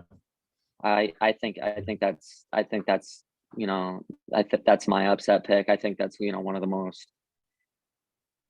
likely ones to happen. But I think this one's a Derrick Henry classic game. I think he turns it on, and the Titans win it.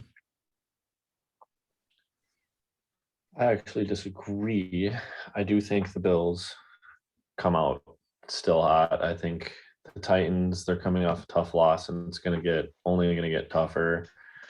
I think the Bills ultimately win 28-10, just riding Josh Allen, Diggs, Gabe Davis, Dawson Knox. I think they just put up some points. Don't leave anything in doubt. Just take it over the Titans 28-10. Okay. I'm gonna go with. I think I'm gonna go with the Bills. I can see a scenario where the Titans win this one if their run For game sure, just yeah. the run game could really carry the Titans over and open up their offense. But I mean, I thought the Bills looked pretty good on all sides of the defense, passing defense and run defense. I thought they looked good. Obviously, Derrick Henry is a bigger and just more dominant guy than Cam Akers or Henderson, whoever the Rams had. But Yeah. I could see a scenario where the Titans win, but I'm gonna say the Bills. If the Titans do want to win, I think it's just gonna have to be one of those back and forth games. So I could see a Yeah. 24. I could see 24-21 in that scenario. Yeah. They're not gonna pull away from the Bills. They're going to have to keep up if they want to win. Mhm. Yeah, Absolutely. that's from. So yeah, Bills. For me, I think they just, unless the Titans just the run game, I just don't know if that's gonna happen. But the Bills, I think they have it. A score prediction, I would say, would be like 33-30, just because I can see a divisional game. These two teams play each other well, so I could see a close one. And then lastly, the Vikings Eagles in Philly on Monday night, the last game of week 2. I'll let you guys have at it first. All right. I think this is going to be one of those games where Kirk Cousins just goes absolutely berserk. I don't think it's just going to be all about Justin Jefferson this game. I think Thielen's definitely getting involved, as he should, given that number 18's on the other side of the field. I think this is a game where Irv Smith finally, replaces Rudolph like he should have. Dalvin Cook has a pretty decent game on the ground, as he should, given what the Lions were able to do last week. I'm not too impressed with the Eagles' defense. I'm not I'm not sold on James Bradbury quite yet. Darius Slay has his moments for sure, and he's very capable of having a pick on Cousins for sure. However, their front four doesn't scare me too much. Their linebacking core doesn't scare me too much. They lost Derek Barnett for the year with the torn ACL. I'm going to go Vikings in a funny one here, funny prediction here. Pretty sure this will make you guys smile very much. I'm going to go Vikings win 38-7. If Crazy. only. I do think Vikings pull this one out. I don't think by very much. I think it'll be 31-27. I have been saying this for a while, and maybe I'll be forced in the most unfortunate way to eat my words, but I don't understand the hype about the Eagles. I'm not just saying that because we played them this year. I'm not just saying that because we played them this week. I genuinely do not get it. I don't know what's different besides AJ Brown. I know they've got those Nakobe Dean and that other guy they drafted on the D line. And I know they got Darius Slay, like Zach mentioned, James Bradbury, arguably the two best corners in the division. Again, Trayvon Diggs can eat it. He's not that good. I will die on that hill. But the Eagles, respect in that sense, might have the two best corners in their division.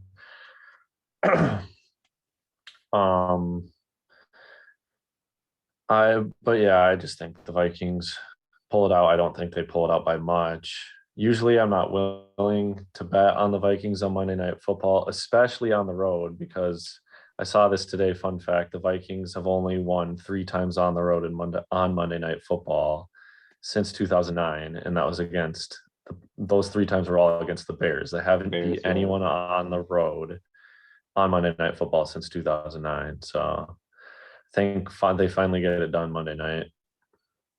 31-27. 31-27. Yeah. I think obviously Justin Jefferson's coming off a big game. AJ Brown's coming off a big game. I'd be more concerned about AJ Brown here just because, I'm expecting Patrick Peterson to be on him. So, that's Yeah, a tough Patrick one. Peterson ain't good anymore. He just isn't. That's the tough one. Andrew Booth bro gets a was- pick six in this game. If he plays, he was hurt he last plays. week. Yeah. And I obviously, Cameron Dantzler, I don't know if he's ready yet. I don't know if he's ever going to be that guy that Vikings fans. He reminds me a lot. Like his situation reminds me a lot of the Mike Hughes situation, where he's not bad. He's just undersized. The dude weighs nothing. He's like 160 soaking wet. I swear to God, when you look at him, he looks like a pole. Yeah, that's the thing. And I know he's getting bigger, by the off seasons and things like that, but I just don't think it's good enough to be a starting corner. Yeah, like AJ Brown could probably pick him up with one hand and just throw him. Yes. Oh my God, Cam Dantzler and Devontae Smith. What a matchup that is. Yeah, Stick figure versus yeah. stick figure. No kidding. Yeah. Yeah, that's- Pat Pete's gotta guard AJ Brown the That's like entire game. Otherwise, AJ Brown will go nuclear. Mhm. Devontae definitely- Smith and Cam Dantzler like looking at each other's like that. Not skill wise. Spider-Man? Devontae Smith. Yeah, he's like the Spider-Man. Like, Spider-Man. don't get me wrong, not skill wise. I think Devontae Yeah. Smith is easily the better football player. I'm just saying, like, just Yeah. build wise. But with AJ Brown, I think the Vikings are going to have a plan for him. Just obviously have help for Patrick Peterson. I think that'd be most important. For sure. And You're gonna have to put just- Harrison Smith on the same side for sure. Yeah, and being wary of a Russian quarterback like Jalen Hurts, I think that's important too. So Yeah, because I have a tough time with that, or at least I did the last few years. Obviously, it's new coaching, some new players, but something Yeah. we struggled with.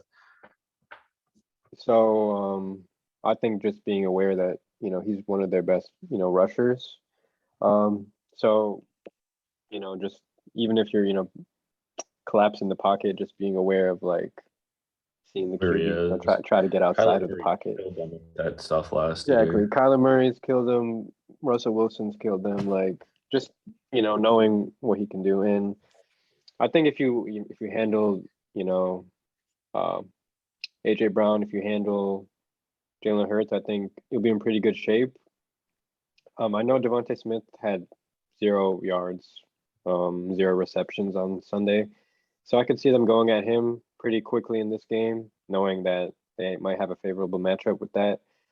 For the Vikings, offensively, I don't see them having too much of a problem. I think, Kirk Cousins has a great game, as he usually does versus Philly. I think Dalvin Cook plays better than he did on Sunday. I think he's more featured in this game. Irv Smith, I don't know about Irv Smith. I don't know about that one. Just because Irv Smith, I'd like to see him finally break through, but like if he Yeah. hasn't yet, he's not going to. yeah, I don't know. This is he's got a make or break season on the line yeah. This right is this here. is the year. Yeah, It's like Evan Ingram, but with injuries. Like if he was Yeah. going to break out, he would have. At least Evan Ingram has put together a season. Yeah. Yeah. But I could see this being a good game for Adam Thielen, especially. Yeah, Zach but- made a great point. They might hone in on Jefferson and that leave you Yeah. got or KJ Osborne. Yeah, KJ Osborne didn't do much on Sunday, so I could see that being, a game for him. Maybe, we get a Jalen Reagor punt return touchdown. Oh God. How great would that be against the Um, Eagles? That'd be perfect. So, Vikings. I got the Vikings in this one. Bias. I don't know. I'm not gonna say a score, but I'm just gonna say I think they handled the Eagles similarly to how They control the did. game. Yeah, just how they did on, well, it was a while ago, but I think they went to Philadelphia and then they Linval Joseph had like a pick 6 and he was wearing like an oxygen mask, if you remember that. Oh yeah, Yeah, I with remember the that glasses and all 2018. that, That was 2018. Cousins' first year as the quarterback. Yeah, I think it's like similar to that. But we've seen I could see Cousins that have, for sure. yeah. Against Philadelphia, I'm not too worried about that.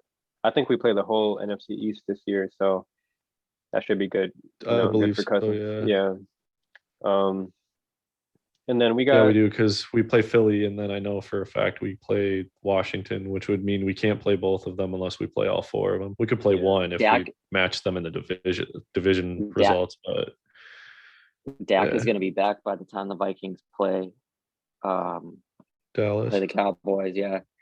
And what's funny about Dallas is the past 2 times Dak Prescott has not played, they've beaten the Vikings, which Yeah. is pretty funny. Every time they played Dak Prescott, they beat the Cowboys. But it's pretty funny that the Yeah, past 2 That's times true. that they haven't played Prescott, they beat the they beat the Vikings. That's weird. That's in 2020 during that weird season. CeeDee Lamb had that crazy catch. Adam Thielen had his crazy catch. And then last year when Amari Cooper was seen on the sidelines, rolling a tennis ball on his thigh. And then literally 2 minutes later, you see someone catch a football in the back of the end zone. And we're like, is that Gallup? Was that CeeDee? No, that dude had a 1 on his jersey. And then you see Amari Cooper going like that. And you're like, fuck. Yeah. He was just on the sideline with a tennis ball. What is going on? Yeah. Breaking the hearts of everybody. Yeah.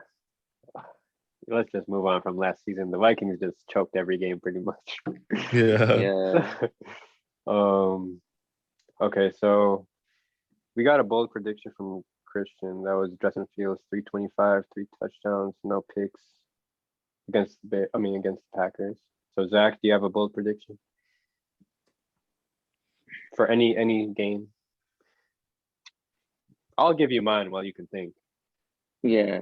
I'm also in the same game. I said Aaron Rodgers throws 5 touchdowns against Chicago, and specifically 2 of them go to Christian Watson. I'm gonna go on my earlier one. This was one that's in this crazy. I said earlier that this is Traylon Burks coming out party against the Bills.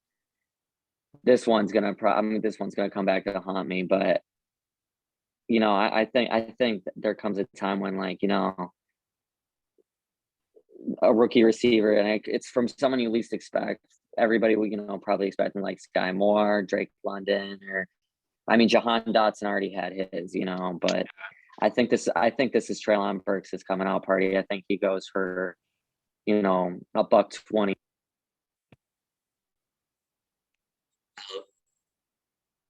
I think I just I heard a lo- buck. my I heard a buck. AirPod 20. just died.